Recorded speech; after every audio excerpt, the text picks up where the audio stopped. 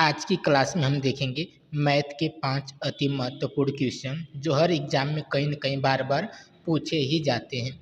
इन क्वेश्चनों को एक आसान तरीके से लगाने का प्रयास करेंगे जिसका कुछ ही सेकंड में आंसर आएगा। आइए देखिएगा आज का पहला क्वेश्चन। पहला क्वेश्चन क्या पूछा जा रहा है हमसे? पूछा गया है कि दो संख्याओं का योग कितना है? 20 है और तथा उनका अंतर कितना है? 4 है। तो वे संख्याएं ज्ञात कीजिए। यानी जिन दो संख्याओं का योग कितना है? 20 है और उनका अंतर कितना है? 4 है। उन्हीं संख्या को पूछना चाह रहा है कि वह दोनों संख्याएं कौन सी हैं और दोनों संख्या हमें पता भी नहीं। यानी ये जो दो संख्याएं होंगी, मान लो एक ए होगी, एक क्या होगी? बी होगी। इसमें एक संख्या छोटी होगी, एक बड़ी होगी। जब भी हम दो संख्या लिखेंगे या तो हो सकता है दोनों बराबर बराबर हो, लेकिन एक संख्या छोटी एक संख्या बड़ी, मतलब एक ए और एक क्या हो गया? बी। यानी ए और बी का हमें मान चाहिए। तो इसको एक आसान तरीके से लगाएंगे। देखिएगा, जब भी हमें बड़ी संख्या निकालना हो, जब भी हमें क्या निकालनी हो? बड़ी संख्या निकालनी हो, तो कुछ मत करिएगा। जो ये 20 है और ये जो 4 है, इनको ऐड कर दीजिएगा। 20 और 4 को क्या कर दीजिएगा? ऐड कर दीजिएगा और इसका क्या कर देंगे? आधा कर देंगे। तो 20 4 कितना होगा? 24 होगा और बटे क्या कर देंगे? 2 कर देंगे। तो जब इसे काटेंगे तो ये कितना आ गया? 12। मतलब एक संख्या हमारी मिल गई। एक संख्या हमारी कितनी मिल गई? 12। अब दूसरी संख्या जब ज्ञात करना है, एक दूसरी संख्या भी तो ज्ञात करनी है कि दो संख्याओं का योग था ना, तो दूसरी संख्या जब निकालनी होगी तो इस बार क्या करेंगे? इस बार भी वही चीज़ करेंगे, लेकिन इस बार अंतर करेंगे। इस बार 20 माइनस क्या करेंगे? 4 बटे क्या कर देंगे? 2। 20 माइनस 4 करेंगे तो इस बार कितना होगा? 16 होगा और बटा क्या कर देंगे? 2। इस बार जब काटेंगे तो कितना आ जाएगा? 8। मतलब ये वही दोनों संख्याएं हैं। एक क्या थी? 12 थी और दूसरी क्या थी? 8 थी। 12 और 8 को जोड़ा था तो कितना बना था? 20। और 12 और 8 का जब वो अंतर किया था तो कितना आया था? 4 आया था। और वे संख्याएं ज्ञात करने के लिए कह रहा था, तो यही दोनों संख्याएं हैं। एक क्या हो गई? 12 और दूसरी क्या हो गई? 8। अगर इसमें कहता बड़ी संख्या क्या, तो बड़ी संख्या हम क्या बताते? 12 और छोटी संख्या क्या बताते? 8। इन्हीं दोनों संख्याओं का योग 20 आ रहा था और अंतर कितना आ रहा था? 4। तो ये दोनों संख्याएं ज्ञात होंगी। तो ज्ञात करने का आसान तरीका यही था कि जब भी ऐसे पूछे, जो दो संख्या दी रहेंगी ना, जो योगफल और अंतर दिया रहेगा, उनको जोड़ेंगे और आधा करेंगे। जोड़कर आधा करेंगे तो बड़ी संख्या निकलती है, और उनको अंतर करके, अगर उन दोनों का क्या करें? अंतर करके आधा करें तो छोटी संख्या निकलती है। अगला क्वेश्चन देखिएगा क्या पूछा जा रहा है, पढ़िएगा। इसमें पूछा जा रहा है कि 1999 का होल स्क्वायर, 1999 का होल स्क्वायर माइनस 1998 का होल स्क्वायर अगर हम करें तो बराबर में कितना आएगा? बराबर में कितना आएगा वही चीज़ बतानी है। यानी 1999 का वो कह रहा है कि आप 2 बार गुणा कर लीजिए और 1998 का भी 2 बार गुणा कर लीजिए। आपस में माइनस करके हमें बता दीजिए कितना आएगा। तो हम वैसे नहीं करेंगे, गुणा करेंगे फिर दोनों का अलग-अलग गुणा निकालना फिर माइनस करना, ये कहीं न कहीं एक बड़ा क्वेश्चन हो जाएगा। इसलिए इसको एक आसान तरीके से करेंगे। अब बस इतना करिएगा, इसको कितना मान लीजिएगा? ए मान लीजिएगा। जो 1999 वाला है इसको क्या मान लीजिएगा? ए मान लेंगे। इसको क्या मानेंगे हम? ए मानेंगे। और इसको हम क्या मान लेंगे? बी मान लेंगे। इसको हम कितना मान लेंगे? बी मान लेंगे। तो यह एक तरह का सूत्र बन गया। देखिए, ए स्क्वायर माइनस बी स्क्वायर, ए स्क्वायर माइनस बी स्क्वायर का क्या बन गया? ये फार्मूला बन गया। और ए स्क्वायर माइनस बी स्क्वायर बराबर होता क्या है? एक कोष्टक में ए प्लस बी और एक कोष्टक में क्या होता है? ए माइनस बी। यानी एक कोष्टक में प्लस में लिख देते हैं और एक में किस में लिख देते हैं? माइनस में लिख देते हैं। तो अब देखिएगा हमने किसको किसको क्या माना है? ए हमने किसको माना है? 1999 को। ए हमने किसको माना? 1999। प्लस का चिन्ह लगाएंगे। बी हमने किसको माना है? 1998। ये हो गया पहले कोष्टक में। और दूसरे कोष्टक में देखिए, ए हम किसको माने थे? 1999। किसको माने थे? 1999। इस बार माइनस है। और बी हमने किसको माना था? 1998। किसको माना था? 1998। 1999 माइनस 1998 करेंगे तो ये कितना आ गया? 1 आ गया। कितना आ गया? 1 आ गया। और इन दोनों को आपस में जोड़ लीजिए। इन दोनों को आपस में जोड़ेंगे तो कितना आ जाएगा? 3997। कितना आएगा? 3997।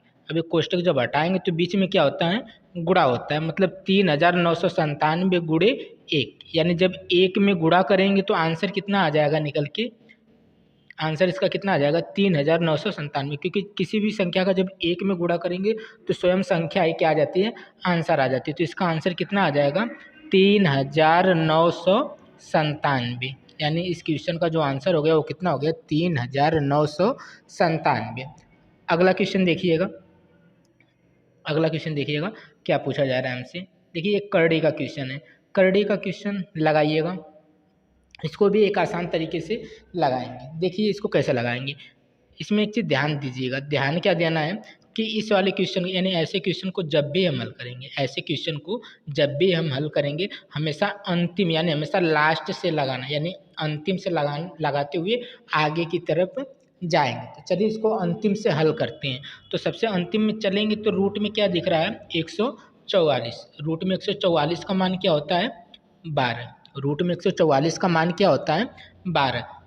इसके आगे प्लस लगा तो प्लस लगाइए, और रूट में कितना है 88, रूट में कितना है 88 है।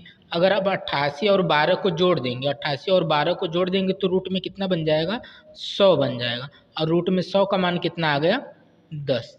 यानी यहाँ तक अगर देखा जाए तो पूरा मान कितना हो गया 10। अरे रूट 88 था और इसका 12 मिला था, तो 12 88 हमने जोड़ दिया, रूट में कितना हो गया 100 हो गया। मतलब यहाँ तक का मान कितना आ गया 10 आ गया। अब इस वाले 10 को इस अगले वाले में जोड़ देंगे, 159 में अगर 10 को जोड़ देंगे, 159 में अगर 10 को जोड़ देंगे तो कितना हो जाएगा 169 हो जाएगा। अब 169 किसका मान होता है, जब 169 को देखेंगे तो ये 13 का होता है, किसका होता है 13 का होता है। मतलब यहाँ तक पूरा मान कितना आ गया 13। अब ये जो 13 आया इस 13 को हम क्या करेंगे माइनस करना है, तो माइनस क्या कर देंगे, जो रूट में कितना है 413 माइनस कितना कर लेंगे 13। जब 413 में से 13 घटाएंगे तो रूट में कितना आ जाएगा 400, और रूट में 400 का मान क्या होता है 20। रूट में अगर 400 है तो इसका मान क्या होता है 20, यानी इसका आंसर कितना आ गया 20 आ गया। देखिएगा इसमें हमने क्या किया, जैसे रूट में कितना था 144 था, पीछे से ही इसको हल करना है, तो रूट में कितना था 144, रूट में 144 का मान कितना आ गया 12, और इसके आगे क्या था रूट में 88, तो इस 12 को इस 88 में जोड़ दिए, 88 जोड़े हैं तो कितना हो गया यह रूट में 100 हो गया, और रूट 100 का मान कितना होता है 10 होता है। अभी जो 10 आया इसको 159 में जोड़ दिए, 159 में जोड़ दिए तो कितना हो गया 169। अभी 169 रूट 169 का मान क्या होता है 13, यानी कड़ी हटती हुई जा रही है ना, तो ये कितना आ गया 13। अभी जो 13 बच्चा इसे माइनस करेंगे किसमें से, क्योंकि माइनस का चिन्ह लगा, तो इसे 413 में से माइनस करेंगे, 413 में से माइनस करेंगे तो ये कितना हो जाएगा 400 हो जाएगा, और रूट में 400 का मान होता कितना है 20 होता है। उम्मीद करते हैं कि ये क्वेश्चन आपको समझ में आ गया होगा। आइए देखते हैं आज का अगला क्वेश्चन। अगला क्वेश्चन देखिएगा क्या पूछा गया है, इसमें भी करड़ी का ही क्वेश्चन है, ये भी किसका क्वेश्चन है करड़ी का ही क्वेश्चन है। हल करिएगा इसको, देखिएगा इसको कैसे लगाएं। जब भी करड़ी लगातार चले और उसके अंदर सेम संख्या हो, जब भी करड़ी लगातार चले और उसके अंदर सेम अंक हो और वो अनंत तक जा रही हो, कहाँ तक जा रही हो अनंत तक जा रही हो, तो इसका क्वेश्चन यानी ऐसे क्वेश्चन को हम कैसे हल करेंगे। तो जो रूट में अंदर है, रूट में अंदर क्या है 6 है, अब 6 का कोई ऐसा फैक्टर करेंगे, ऐसा दो फैक्टर करेंगे जिनके बीच का अंतर 1 हो। इसका जब फैक्टर करेंगे तो 2 और गुणे क्या आ जाएगा 3, 2 3 6 होगा, और इनके बीच का अंतर कितना आ गया 1 है। हमेशा ऐसा ही फैक्टर खोजेंगे जिनके बीच का अंतर क्या हो 1 हो, और जिसे गुणा करने पर 6 मिल जाए, यानी बीच वाली संख्या जो है वो मिल जाए। तो यानी कड़ी के अंदर क्या आ रहा था 6 आ रहा था, इसका हमने फैक्टर क्या कर लिया 2 गुणे 3, 2 3 6, और इनके बीच का अंतर भी कितना आ गया 1।